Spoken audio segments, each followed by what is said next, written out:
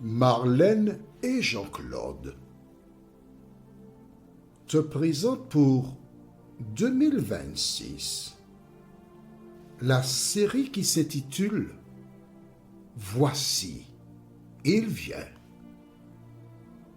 Merci pour ta fidélité et que l'Éternel continue de t'éclairer tandis que tu découvres la vérité. Merci d'accepter l'invitation de Jésus qui te dit, ma fille, mon fils, donne-moi ton cœur. Aujourd'hui, notre thème est son Père. Nous avons une référence biblique qui se trouve au livre de Actes des Apôtres, chapitre 16, le verset 9. Actes des Apôtres, chapitre 16, le verset 3, verset 3. Acte 16, verset 3. Le thème, c'est son Père. Avant de l'aborder, prions. Notre Seigneur et notre Dieu, nous voici encore devant toi aujourd'hui, car nous voulons apprendre à lire, à étudier, à analyser et comprendre la parole. Voilà donc pourquoi nous avons commencé à étudier le chapitre 16 dans le cadre de la prière. Alors Seigneur, merci une fois de plus de nous éclairer et de nous aider à voir ce que tu désires nous dire. Nous t'avons prié au nom de Jésus et pour ta gloire éternelle. Amen. Rappelle-toi, nous allons relire le verset 1er. Il se rendit ensuite à Derbe et à Lystre. Et voici, il y avait là un disciple nommé Timothée, fils d'une femme juive, fidèle et d'un père grec. Les frères de Lystre et d'Icône rendaient de lui un bon témoignage. Magnifique. Lorsque je lis ces deux versets, je réalise le travail effectué par la maman de Timothée. Je tire mon chapeau à cette femme. Elle est une femme hébreu qui épouse un grec.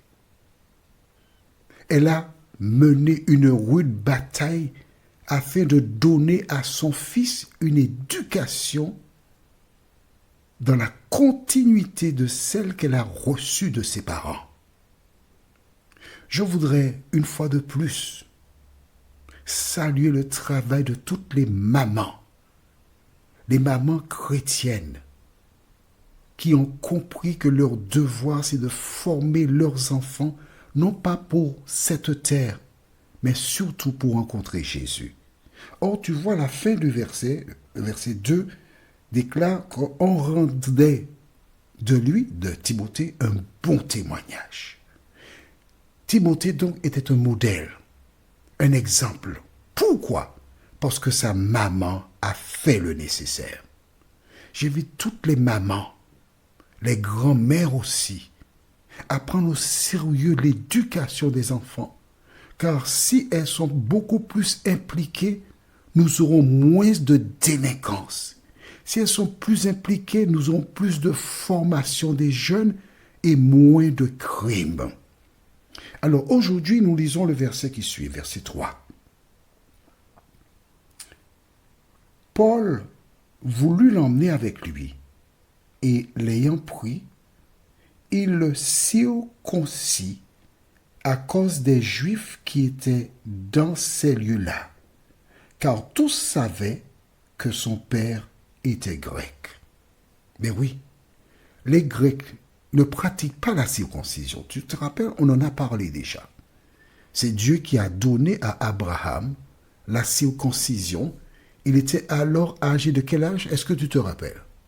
Facile. 99 ans. Et il fit circoncire tous les hommes qui se trouvaient dans sa maison y compris lui à l'âge de 99 ans. D'accord?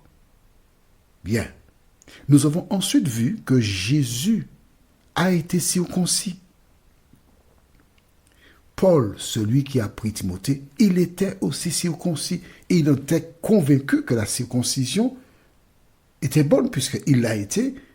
Et le texte dit, à cause des Juifs, il a fait circoncire.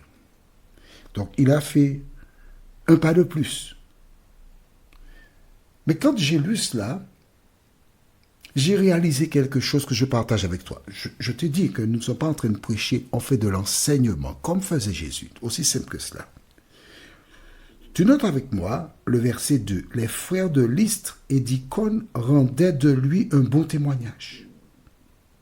D'accord? Il est bien, on reconnaît cela. Mais sa mère qui est juive, elle ne l'a pas fait circoncire. Il n'était pas circoncis. Il ne l'était pas. Tu te rappelles, quand Dieu a donné l'ordre à Abraham, devenu Abraham, à 99 ans, il a été circoncis. Et ce récit était connu. La mère de Timothée le savait. Mais que se passe-t-il? Nous voyons que son père était un Grec. Elle savait qu'il devait être circoncis. Mais dans le contexte, elle a été une femme sage. Elle n'a pas fait la circoncision pour avoir la paix avec son mari. Elle connaissait l'ordre. Mais bien sûr, puisque Abraham, c'est une femme hébreu. D'accord? La Bible déclare au verset 1er, une femme juive fidèle. Donc elle connaît, elle applique la parole. Mais afin de conserver la paix dans son ménage, elle n'a pas fait circoncire son fils Timothée. Mais elle a donné tout le reste.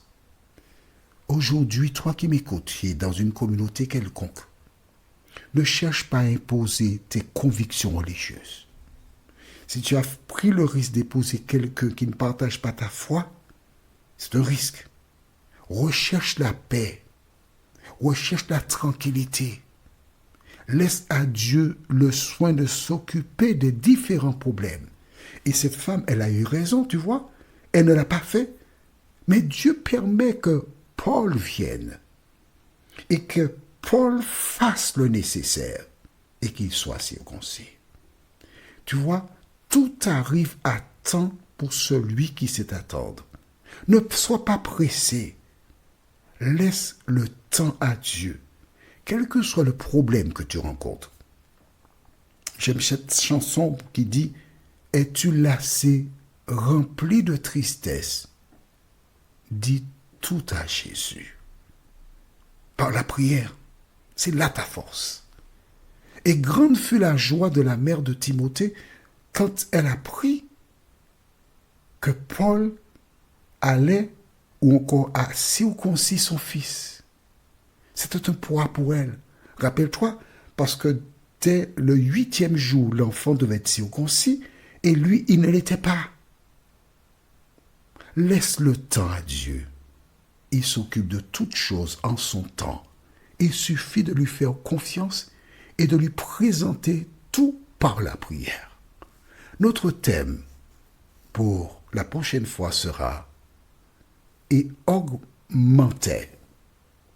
La référence, acte 16, versets 4 et 5. « Et augmentait ». En attendant, prions. Notre Seigneur et notre Dieu, merci pour la parole. Merci de nous éclairer encore. Merci de nous conduire dans toute la vérité.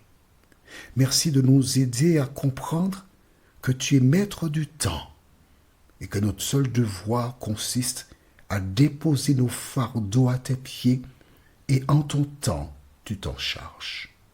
Continue de nous faire du bien. Saint-Esprit, forme-nous pour le service, nous t'en prions, au nom de Jésus et pour ta gloire éternelle. Amen.